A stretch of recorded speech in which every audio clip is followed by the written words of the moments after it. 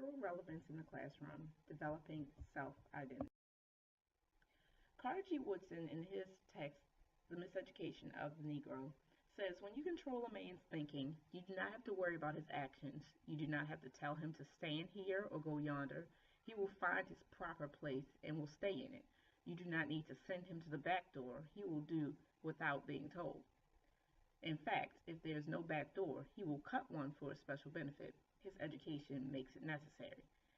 Here, Woodson talks about the systematic racism that makes it possible for a group of people to continue to be second-class citizens even without being told to do those things on a regular basis, that it becomes ingrained in that person to act a certain way, to expect to be treated a certain way. For our purpose as educators, we are trying to undo a systematic racism that has created that possibility.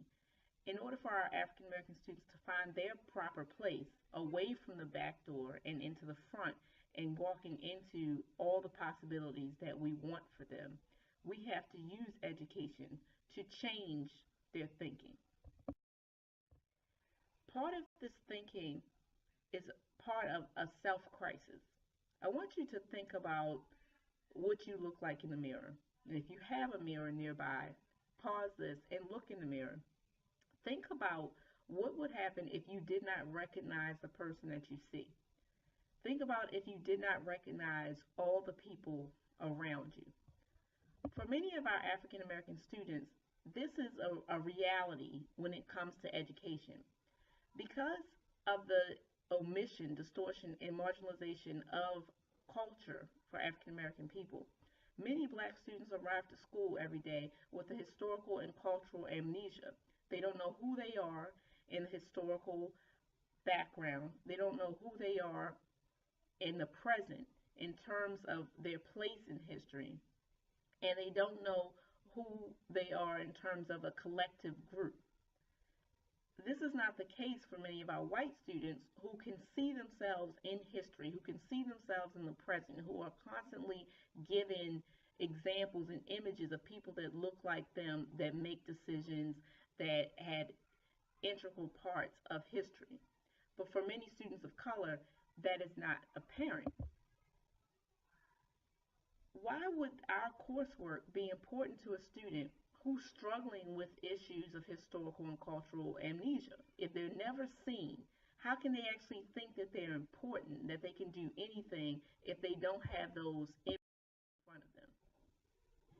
Because of the suppression of Black history, Latino history, Asian history, many of our youth, specifically thinking about Black students here, are completely ignorant of their past.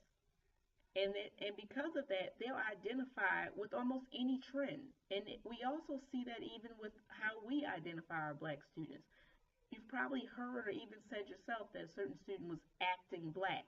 Because if you have no perspective of what it means to be Black, of what it means in the history of this country, of what African American people are capable of, then you will associate any current trend to that culture.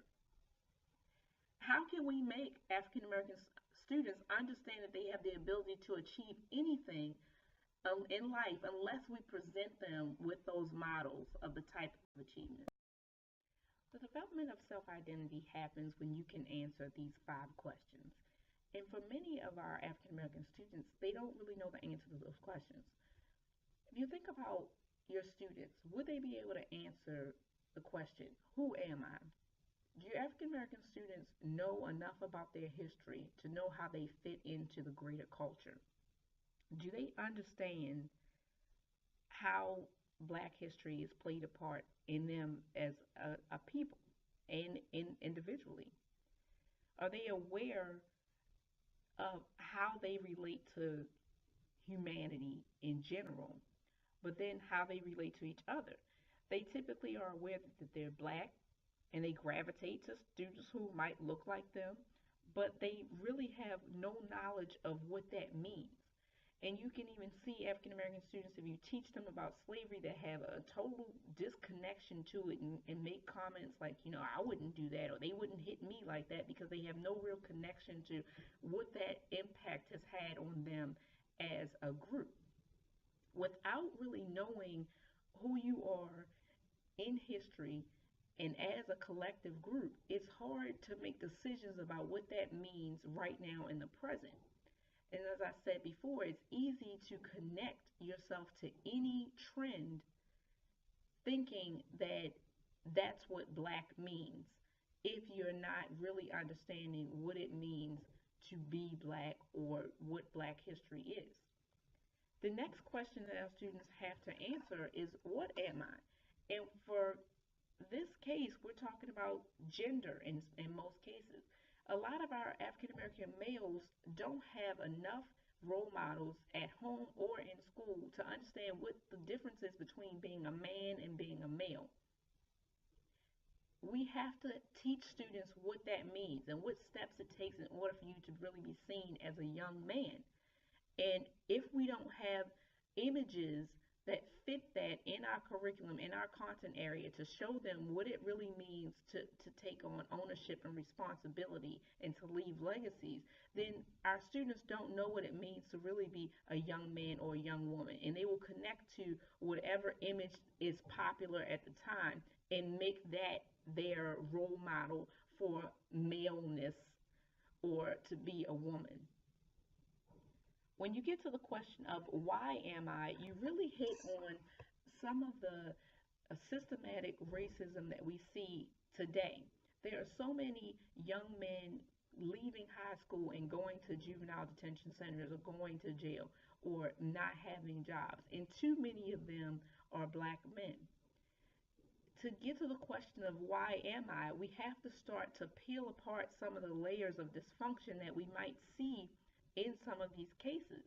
When you look at the statistics and see how many African American males go to prison, that 44% of black men between 18 and 25 will go to jail or have been in jail, that is a dysfunction. Why am I?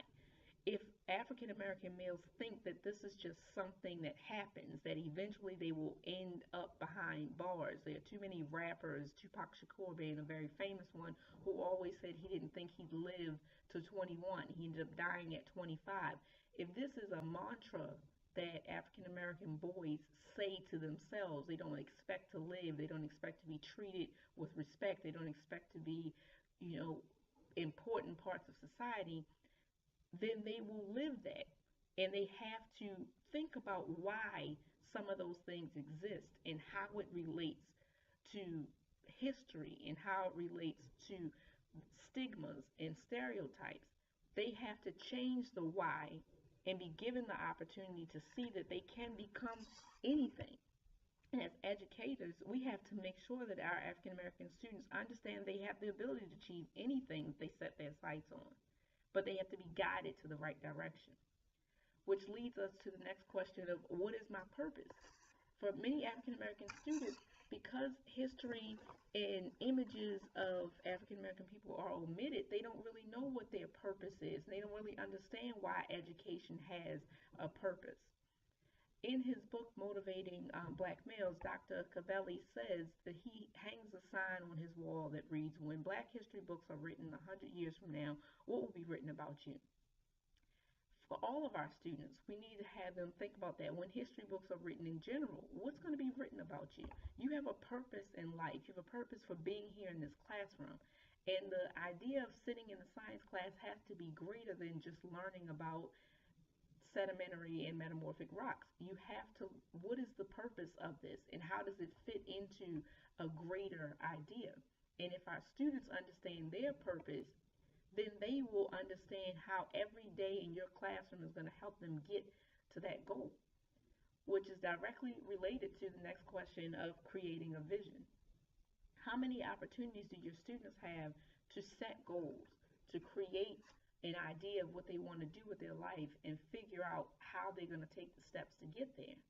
If we don't give them that opportunity to set goals and create opportunities to get to that goal, then we're telling them that it's really not important, that you just need to learn what you need to learn to pass this test, but it doesn't really connect to your life or your goals in life.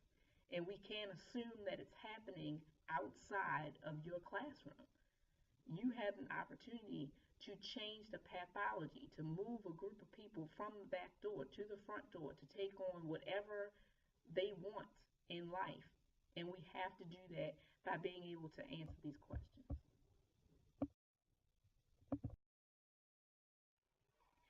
This goes right into what we do on a regular basis. If we look at the basic lens of planning, and you have this from the last faculty meeting, if we go about business as usual and we are not accepting the fact that there is a racialized achievement gap and we can just teach all of our students the same way, and if they don't get it, there's really no intervention there any more than I do for the rest of my students, but everybody is just the same, then we're going to perpetuate the gap because we'll design lessons believing that all students can get it no matter what. Good teaching is just good teaching. And then I just teach those lessons and the students should get it. But we've done that before, and the results are clear, even in our own school building, that there are certain students, no matter if they're badly behaving students or if they're good students, that they're not achieving as high as they could. If we change our lens and we realize that, okay, there are African American students in my class that may not be badly behaving students, but they have a C and they could have a B, or they have a B and they could have an A, or they have an A, but they're not in GT classes. There are students in my classes that could be that much better. And I acknowledge that in this county, we see that. Then what I can do is start to develop lessons that are culturally competent. I can help my students focus, create a goal, create a vision, and design lessons that are highly engaging that take into consideration what my students know, what is apparent in their culture, in their community, and what's relevant to them. And then when I teach them and I reflect on what worked and what didn't work, I'm willing to try new strategies to actively step out of my comfort zone. If we do that, we will see a change in how many students are engaged, how many students connect to learning, how many of them can apply the learning. Your reflection before the next faculty meeting is to think about whether or not you're addressing the symptoms of self-crisis or the root. Are you getting to those 5 questions? Do your students see themselves in your curriculum? Are there images of all the types of students that you teach, reflections of masters of your content that look like them?